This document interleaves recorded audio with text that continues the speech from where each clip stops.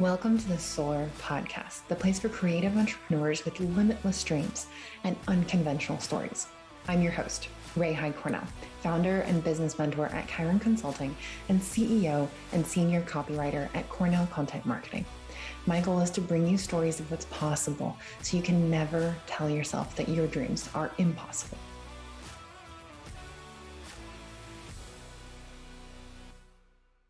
All right, so today we have Jeff and Leslie Blake of Crabby Jack's Fitness. So thank you guys so much for being here on the podcast. Oh, absolutely. We're so happy that you invited us. Yeah. Great. So tell people who don't already know you what it is you guys do, all the things, because you guys do many things. Yeah, we do several things. In the fitness industry, we do personal training. We have specialization in post-rehab therapy. So we work with people if they're going into surgical situations and in the operations. We work with them after they're finished with physical therapy. And we work on, people that are relatively healthy also. So just a wide range of people that we do work with. And you guys also do Reiki and Yeah. Leslie, you're also a voiceover artist. Yes, I'm a voiceover artist and a proofreader. And we also try to help our clients out, or anyone else for that matter. We have not a lot of time to cook, so we put together recipes and we share those with a lot of people too. So kind of helps them out different ways, looking at their menus. You guys do a bunch of things. So multi-passionate. Multi-passionate, yes. Multi-passionate. We've had a lot of years to learn. So. Yeah, we have. So tell me about we have our disappearing dogs here. I'll introduce them because they'll probably be leaving. We took a picture of our backyard, but it's really hot outside. So we put that as our backdrop. So our dogs, that's why they're disappearing. But this is Spanky, and he's one of our mascots. He is 6.5. He was a surrender dog that we were lucky enough to get when he was a few months old. And then this is his little brother, Titus, who is about a year old. I love their little grunts. Every once in a while, I hear one of them grunt or snort. Yeah, they're our little pigs. Yes. So we'll go ahead and move them out. Okay. I'm go ahead and type Mr. Titus. Okay, go ahead and. Yeah, we've been really fortunate over the years. We've run across some great people throughout the world that we've learned so many different things from different modalities. Yeah. Rapid eye therapies, polarity, Reiki. Les and I are both 4th level Reiki, which is called a Reiki master. So we do Reiki therapy with clients, and then we also teach Reiki. And that's one of the things so for anybody listening, Jeff is actually my personal trainer and I get to work with him every week. And one of the things that I really loved about you and Leslie is that you don't just take this kind of one size fits all approach to your clients. You not only do you actually listen to us and you figure out what we actually need. I mean, I was telling my husband, Wes, about how precise you guys were with helping me figure out what the actual problem was when we first started working together. And I have that kind of like weak muscle in my hip glute area. And most trainers do not do that. They don't take the time to actually get to know the person. They're just like, oh, you need to do this leg day and this arm day and this core day and this cardio day. Yeah. So what's your guys' philosophy on personal training and this like unique holistic approach that you take? It's really just finding out what the problem is. It's not looking at a symptom. Yeah. There's so many times someone will come in and say, we have a pain right here in the middle of our back. I'm like, okay. And then I'll look around someplace else. We're like, no, you're not listening to me. It's right here in the middle of the back. Yeah, I know. Heard you. I'm looking over here. They're like, again, you're not listening to me. It's right here. It's like, well, I know that's where you feel it, but that's not necessarily where the problem is. Yeah. And also we incorporate a few different things too. We talk to people about what their stress levels are. We look at the way that they walk, the way that they sit, their flexibility. There's so many different things that you have to consider before just saying, oh yes, you need to do 25 push-ups and you'll be fine. Right. It's not a Band-Aid solution. Sometimes it's 2 or 3 things. Sometimes it's lack of sleep because you have a new baby. Sometimes you're in the process of moving and that's a nightmare. You're using things body-wise and brain-wise that you normally wouldn't have to deal with. So we try to encompass all of those things, your daily living, where it's showing up, and then also just a little bit more about what's going on and if your body is behaving the way that it should, even though everybody's body is different. So how did you guys get into doing so many different modalities? I mean, especially I love the fact that you guys are personal trainers and you incorporate Reiki, which you guys didn't know when we first started working together that I love all the woo-woo energetic side of things. And so the first time that Jeff asked me if he could scan me and figure out, you know, where the real problem was, I was like, well, this was meant to be. Yay, I know. How did you guys come to, I've never known any trainers that do both. How did you come to combine personal training and Reiki? I think with my background, I started with music therapy. So I had a lot of clients that I worked with, adults and children, that couldn't verbalize what was going on. And so with music therapy, some people think it's just the music, but what we do with our sessions is that we try to increase their mobility, their flexibility, to alleviate some of the stress on their joints if you have someone that has cerebral palsy. So that was more of my introduction. It's more of listening to their body more than what they tell me, because a lot of times what the doctors found was not what I found when I was working with my clients. Yeah. And Jeff has always really been good about, he's a really good listener. And then he also observes. He's sort of like the CIA guy. He's like looking for these little clues. And then he'll say, okay, I think maybe we need to look at this area. And like you said, a lot of people will tell him, but that's not where it hurts. And he said, okay. He says, I hear that it hurts over here, but let me check this just in case. Yeah. And so usually it feels a little bit different. It's like when you have a bruise, it isn't the same temperature as the rest of your skin because it's irritated. And so that's one of the places that we started. And then we knew that there was more to it. And as we got more curious, we got in touch with a massage therapist. And she was the one who did our Reiki training. And it's like, oh, okay, well, all of this fits together a little bit better. Yeah. So, and I'm a hard sell. So it's just like, really, yes, we're prove it, and then prove it again. Yes. And then I'll talk to you about it. Logic. So, and she did. Yeah. Logic and reason. So, and science. And science. Yeah. Logic, reason, and science. But we're both pretty much in tune with, I don't know. I mean, I believe in God. I think it's something, and if other people don't, it's okay if they don't. If they know that there's a greater power or spirit or whatever they believe in, that's okay too. It's we have no agenda, nothing we don't to sell. have. So. There's nothing. Yeah, there's no. Believe it, don't. We don't give a crap. So. No, it's just. Yeah, you just want to help people feel better. Yeah. Yes, and that's the main thing. Yeah. That's the main.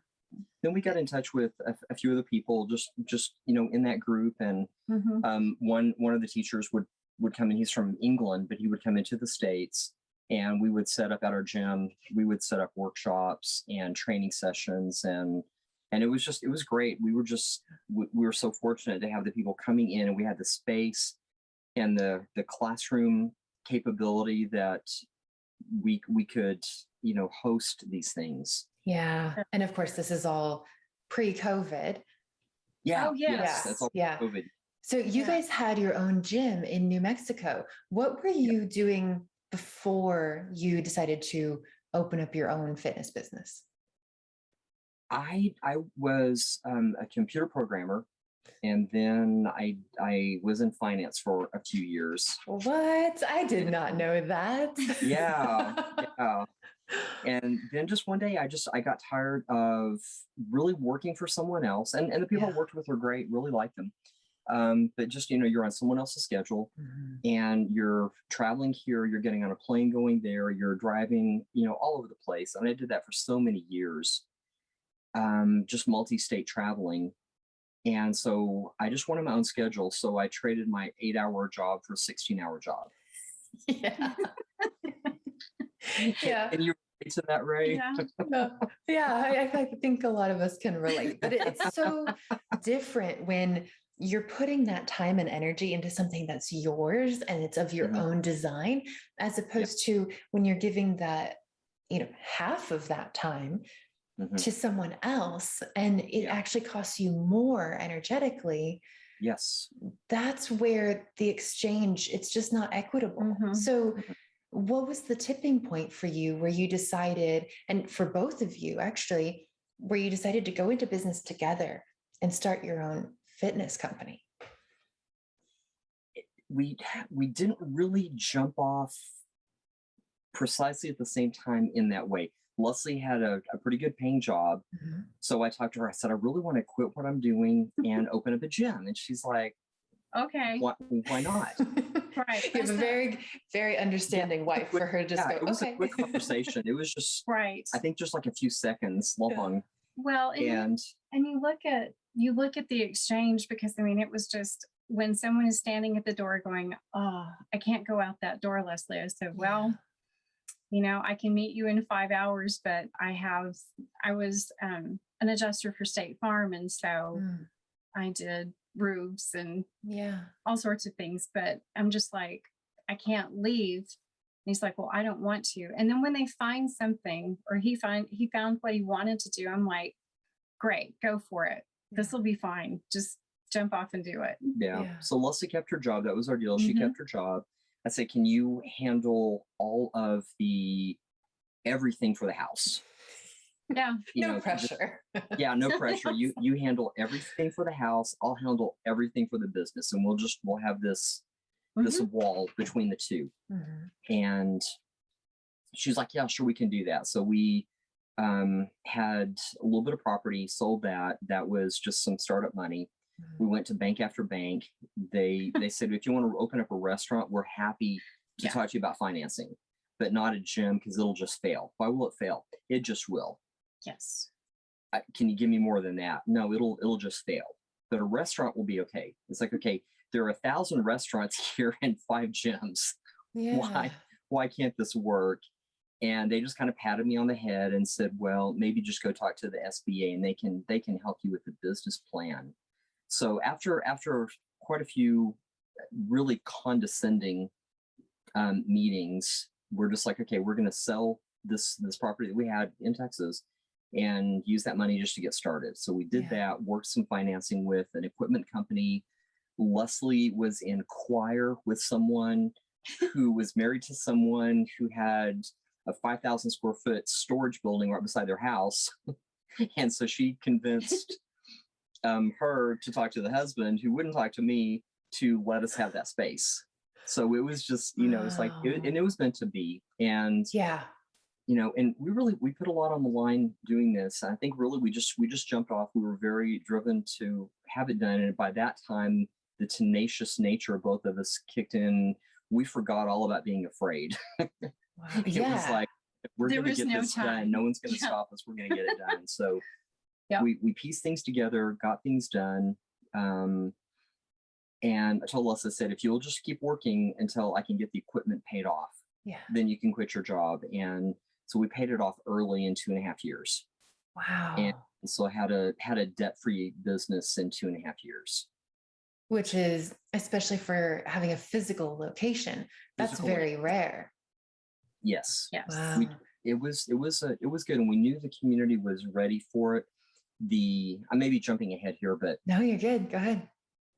we were members of a gym in the town in New Mexico, and my aha moment was I had offered to repair equipment. It was a major piece of equipment, like multi-station at this gym that had been around for like 15, 20 years. It was the staple go-to, the biggest one. That's where most people went. And talked to the owner and said, I'll do the repairs on the equipment and I'll get, other qualified, people willing to do that, which I wasn't so qualified things that, that I could figure it out. Yeah. And someone else had offered to buy the parts for it. And the owner said, why?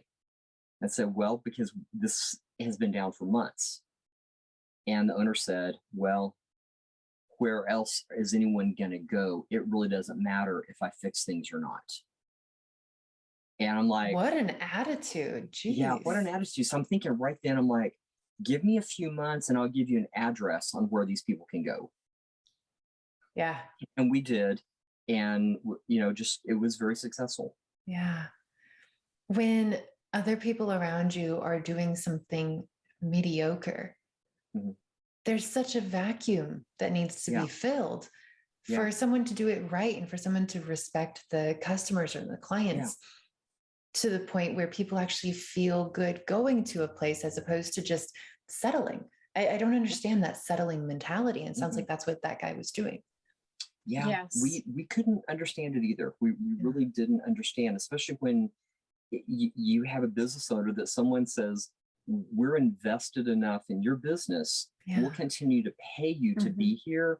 And then we'll pay extra to make it even nicer. Yeah. And you're refused, as it's meaningless. It's a meaningless gesture. So we didn't understand that.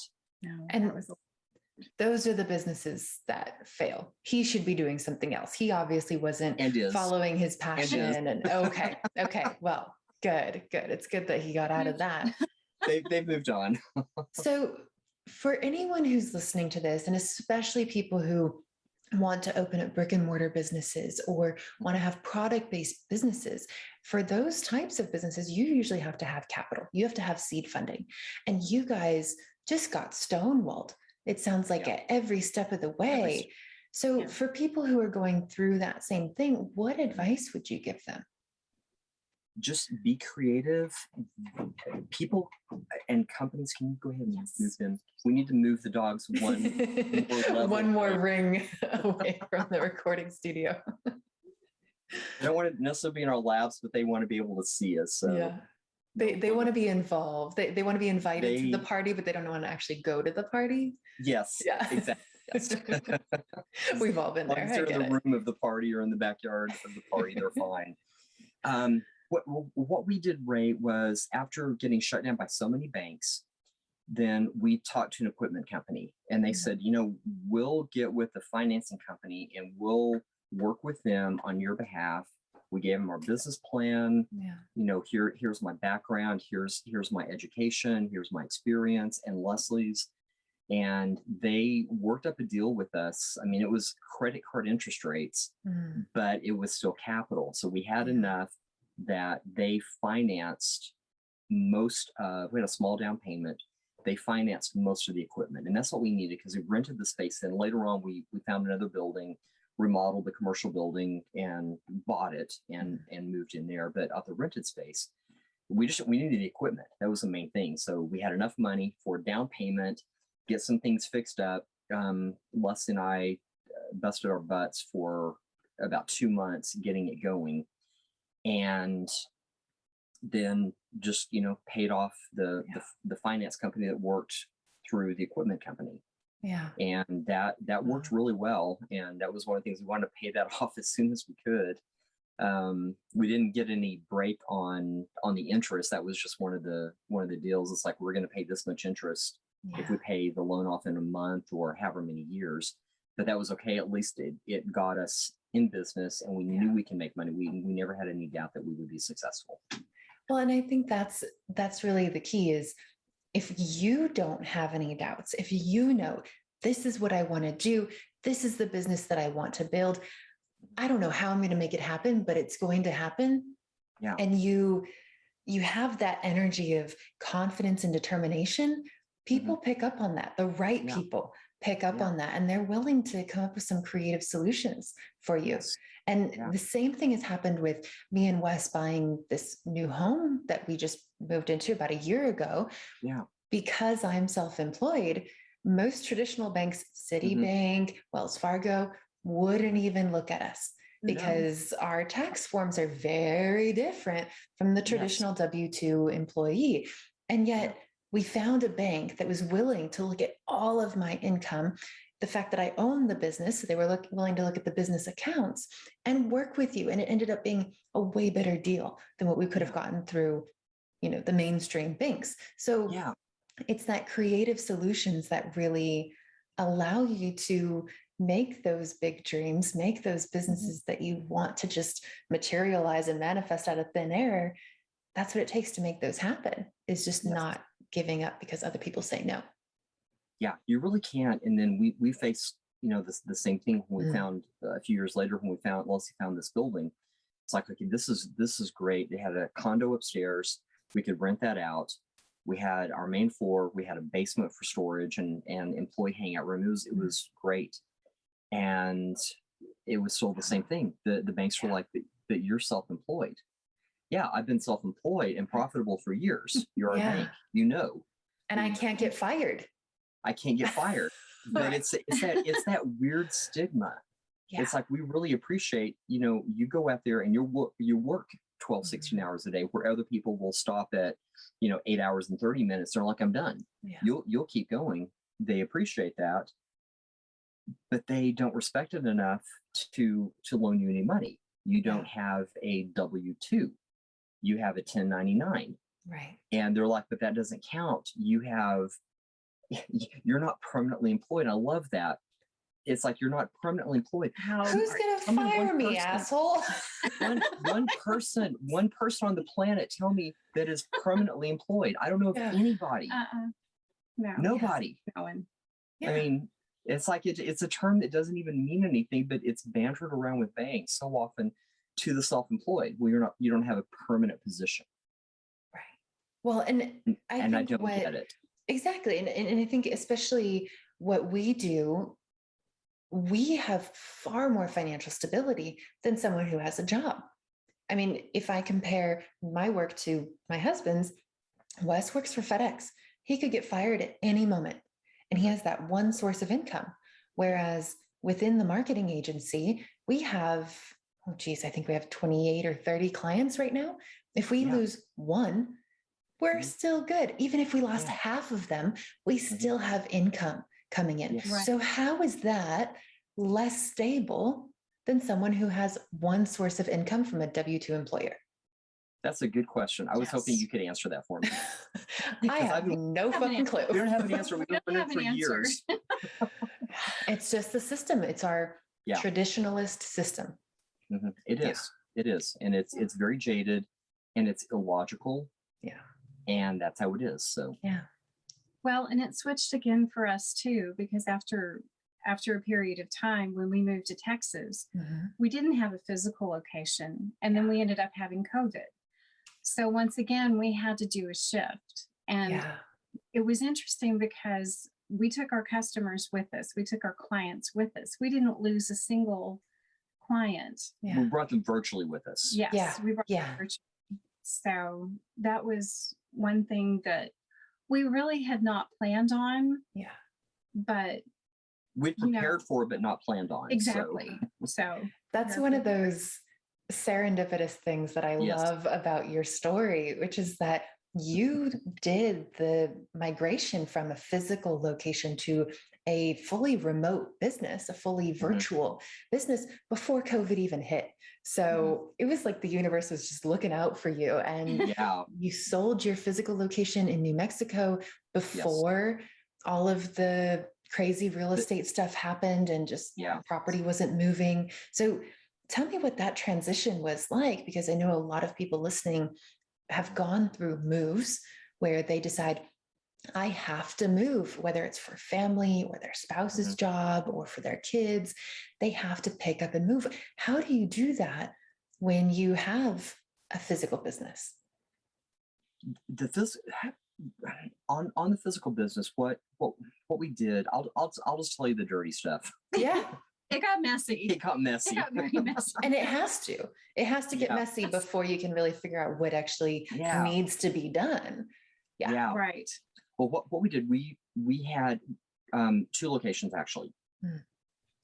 With Crabby Jack's gym, we had our location in southern New Mexico, and then about half an hour south of that, there was a it's like between $5 and $7 billion nuclear processing plant. They took uranium and made it into the pellets and rods that are sold and used in nuclear power stations. Whoa. So we were running their wellness program. We worked with their medical staff, Oh, HR, wow. and 1,100 employee facility. And so they had a 24-hour gym there. So Crabby Jack's, we ran the facility, the personal training, and the classes. Wow. So we had that going on, plus our 24-hour gym, half an hour drive away. And Leslie and I thought about maybe moving, put a for sale sign on the house just to see if we could move the house. We were flipping houses. So it's like, yeah, no big deal for us to sell a house and maybe move a few blocks away. The realtor that we called came by, looked at the house, and said, "I'm not going to show your house to anybody because I'm going to buy it." Oh, So Yeah. within a few days, one of the multi-year trainers and his wife said, "I saw a for sale sign on your house," and he said, "Can we buy the gym from you and buy the business, and we'll rent the building?" I'm like, "We'll talk." So anyway, that was all done. Like within 2 to 3 weeks, all of that was done, signed, Right. notarized, and we ended up moving to Albuquerque, which is about 5.5 hours north of where we were. So we bought a house up there. I didn't have the gym anymore. We had the income from someone buying the business from us and renting the building. And then I had a really good manager at the nuclear facility. So she handled things, and I never had to worry about her. Had good staff down there also. So everything was just running along really well. Till I found out that all the employees walked off from the gym just for one very silly reason. They never got paychecks. Oh, geez. Well, that's kind of a good reason.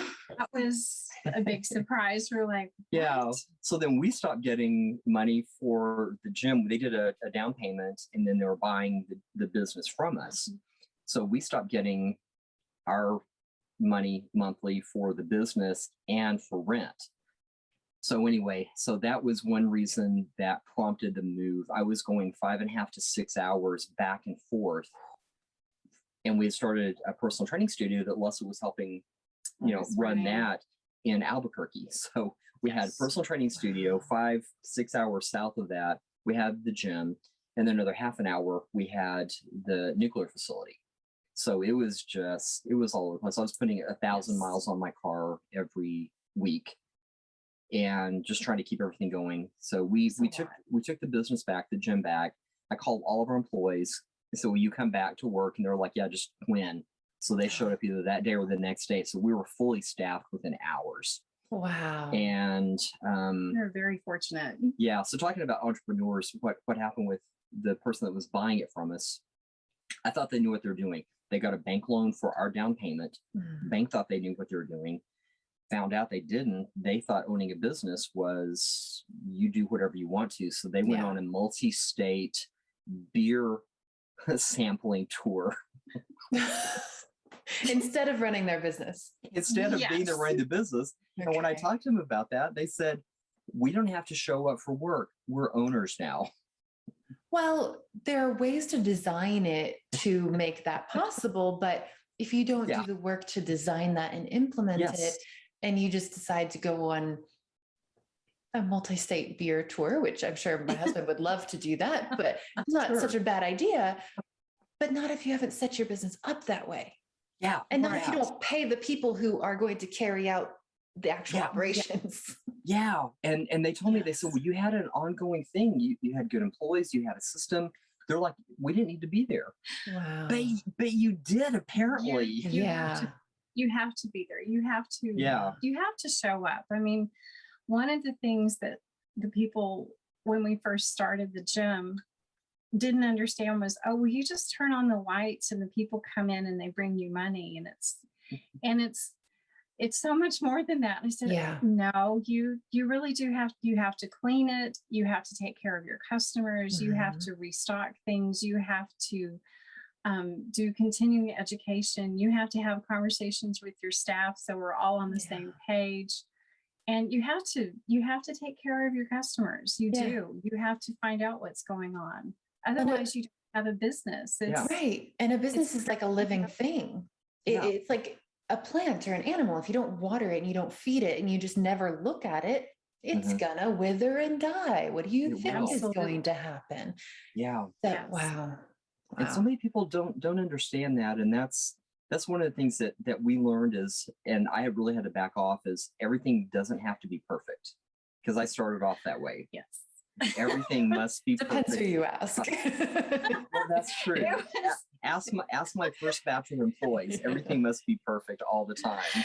And then I learned that that's just ridiculous. It is ridiculous. Perfection is a ridiculous notion. We had clients that were wonderful and they had really good input. So we would adjust.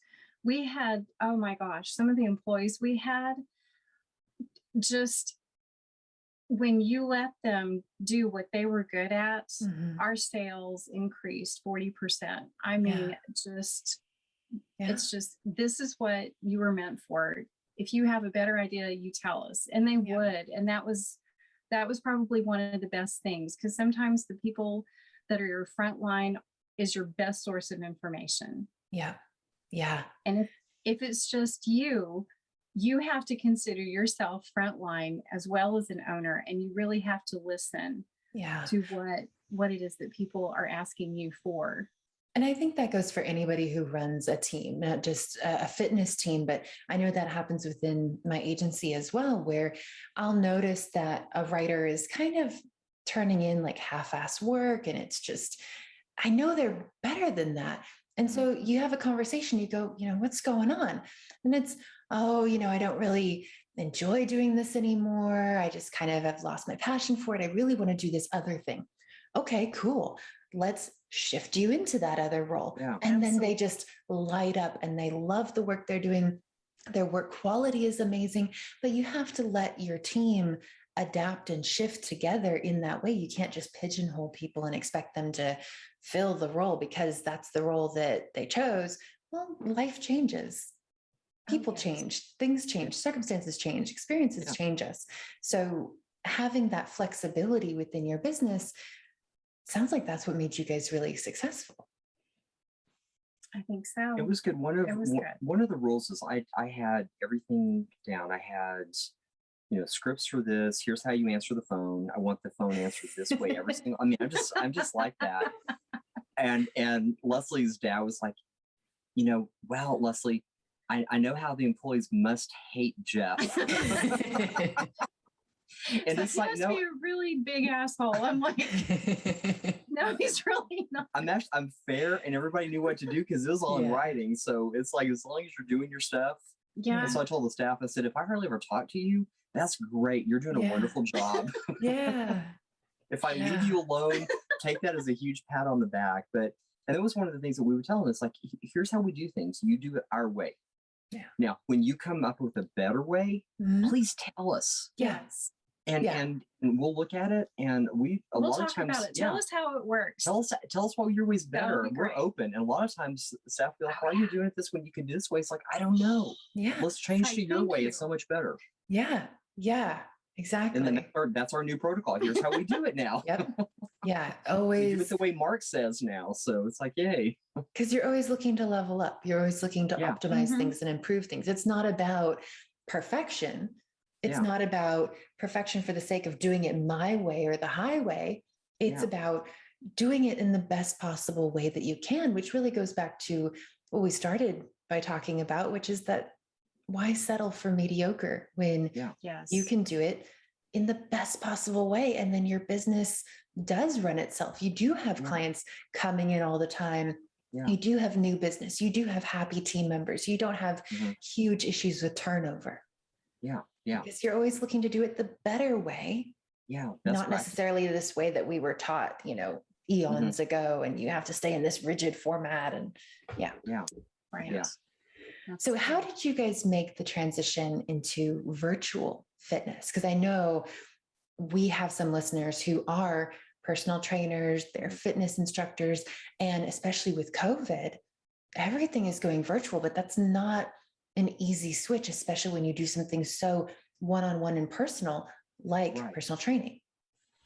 We did, it's a very, very simple answer. We did this, we started about 5 years ago. I was driving back, 6 hours to meet with clients. I would leave at 2 a.m. on Monday mornings to be at the gym in southern New Mexico to meet with my clients starting Monday morning. Wow. And one day Leslie said there was a huge snowstorm, and she said, "Why don't you just FaceTime? You do that for other things." And I'm like, "Shit, I don't know." And so the next day I started FaceTiming people. So that's it. Wow. So once again, it was this serendipitous, just happenstance. It was sort like, of thing. well, because I don't do it that way. It's like, she's like, well, duh. And it's like, honestly, it had never, ever crossed my mind to do that. And I had my older clients, my people in, late 60s in the 70s range. Those are the holdouts. I don't like this. We have an iPhone. You have a whatever. Yeah, I do. You have a tablet. Yeah, I do. I don't want to do this. I don't like it. You have no idea if you like it or not. Yeah. You haven't tried it yet. I'm kind of rough with my clients. I'm like, you have no freaking idea if you like it or not. So just don't, we're not even gonna have this discussion. Yeah. And I made deals with them. I said, try it with me one time. And if you don't like it, I will respect your decision and I will never ask you again. Yeah. That's all it took is one time. And some of them are like, this is great. I don't have to get out. I don't have to drive across town. I don't have to get dressed up, to go to the gym. I don't have to blah, blah, blah, blah, blah. This is great. I never really need to see you again in person. And I'm like, cool. Yeah. Wow. And we kept their same schedule and it was wonderful. And it's great. And even the I hate technology, I'm going to hate this, finished it. And they're just like, this was pretty cool. Could you schedule a time to talk to me so I can do this with my family, or I can do this with my friends on FaceTime or Google Duo or Zoom, or I do so many different platforms depending on what they're used to or like, or where it makes no difference to me on platform. But so it's been really good. And do you guys, because I know you do combine the personal training and the Reiki, are you able to do Reiki over Zoom and Google Hangouts and all of that? Really? Yes, absolutely. Yeah. So tell me about that. How does that work when you're working with someone and you need to kind of vibe where their pain points are and what's going on? How do you pick up a radio station on your radio? I don't know. The thing does it for me. I just turn the knob. It's the same thing. It's the same answer. Your question and mine have the same answer. Yes. Yeah. Which is that we don't really know. It just happens. It just happens. It's just, I mean, somebody knows, but and it's just the energy flow. I mean, it's just the wavelength, and it's just, I guess the best example of that is when you're thinking of like your best friend, and all of a sudden they call you. Yeah. And so you have that connection. So it doesn't seem to make any difference whether it's in person or what continent you're on, or if you, I don't know. I mean, if you're just on a Zoom call or if you're on a phone call, it's like, are you, and sometimes you can pick it up. You can pick up a few things from people's voices or their face, but you don't even have to do that. I mean, it's just an intent and it's just an energy. And if they're willing to share with you, well, then you can communicate. And when you're in tune with that, you pick it up. You get it. Yeah. It's just that energy going. It's like we were out the other night. We were up in the mountains over the weekend, went to a wedding. And Melissa and I were looking at the stars, and it was spectacular. We were away from lights and in this cabin in the mountain, and we're looking up, and it's overwhelming. Yeah. The number of stars that you can see. And we were commenting, some of these may have burned out hundreds, millions, billions of years ago. Yep. But that energy is still going unimpeded, And it's still impacting you. It's still making you it's still feel impacting you. something. Yeah. Yeah. Right. Yeah. And light is energy, thoughts are energy. What comes out if someone has a swollen shoulder, that emanates a different frequency or pattern or feel of energy. And that goes across distance. Wow. So it's not, the energy is not coming from, this The device, screen. that device, and the screen. It's, Yes. it's connecting on its own wireless. Like I said, I can't build a radio, so I don't know exactly how that works, but it's, I know it does, and I believe it, I've seen it, and yeah, it works. So same thing with the Reiki. Wow. And generally on Reiki, you have first level Reiki that you learn to work on yourself. Second level is you learn to work on others. And then third level is you can do distance or remote. Oh, wow. And then and then you train other people. I feel like we could talk about Reiki and fitness and all of that all day long, but we are just about out of time. So tell people, and this is for people anywhere in the world, because you can work with people virtually now. Tell people where they can check you out. Our website is Crabby Jack's Fitness, CRABBYJACKS fitness.com. And that has a phone number. So if you want to call us, pick up the phone and call us. Old school. If we don't answer, we're with clients, we'll get back with you, leave us a message. You can use that number to text us. It has a get in touch with you now if you want to do a direct messaging through the website or email. So we're really easy to get a hold of. We're easy to talk with. We have certain clientele that is specialty for us, but we do everything. We've worked with from everybody from going into the military and getting in shape for boot camp to heart transplant patients. Yeah. Wow. And we're comfortable from A to Z. So been doing a lot, have a lot of education, experience, certifications, to do that. It's something we really enjoy. We don't work with everybody. We are selective with who we work with. We want to work with those that we feel we can best help. Yeah. And so we just like to chat with people, and they can meet us, we can meet them, see if we look like we're a good fit, and then we can talk more about what we do and how we do it, and just progress from there. Well, I have worked with a lot of fitness pros over the years, and you guys are by far my favorite, just leaps and bounds a better experience, because you guys really take the time to get to know people, and you don't just prescribe a certain kind of regimen. So thank you both so much for being here. We will put all of your links in the show notes. This was fun. We should do this again. Great. We should. Thanks, you guys.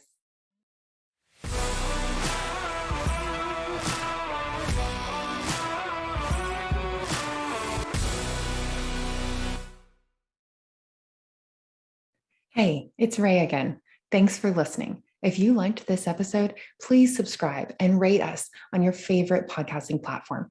We're on iTunes, Stitcher, Podcast Addict, YouTube, and more. And want to be a guest on the show or know someone who has an amazing story of entrepreneurship? Apply on our website at www.chironconsulting.us/podcast.